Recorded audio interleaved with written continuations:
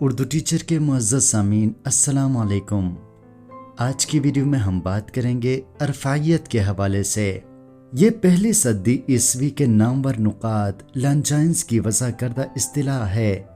अंग्रेज़ी में इसके लिए एलिवेशन या सब्लिमिटी और उर्दू में तरफ़ा या अरफ़ाइयत के अल्फाज राइज हैं। डॉक्टर सज्जाद बाक़िर रिज़वी के बकौल इससे वो उनसर मुराद है जिसके बाइस उसलूब आम सतह से बुलंद होकर ख़ास इम्तियाज़ का हामिल हो जाता है। अजीम अदब की यह सिफ़त कारी या सामे को एक बुलंदतर, इनबिसात अगी और वजद अंगेज़ जज्बाती और तख़य्युली सतह तक ले जाती है और वो अज़ खुद रफ्ता होकर रिफ़तों को छूने लगता है।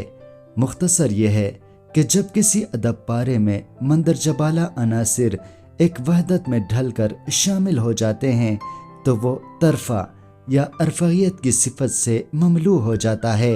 आलमी अदबियात के अजीम शायरों और अदीबों की तहरीरें इस अजीम खुसूसियत की हामिल हैं।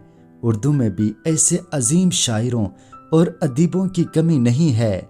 मीर, गालिब, इकबाल और बाज़ दूसरे शायरों और अदीबों के यहाँ कारी को आलम वजद में पहुँचाने वाली लाजवाल तहरीरें मौजूद हैं। जैसे इस शेर में कहा गया है, क़तरा खून जिगर सिल को बनाता है दिल, खून जिगर से सदा सोज़ व सरूर व सरूद।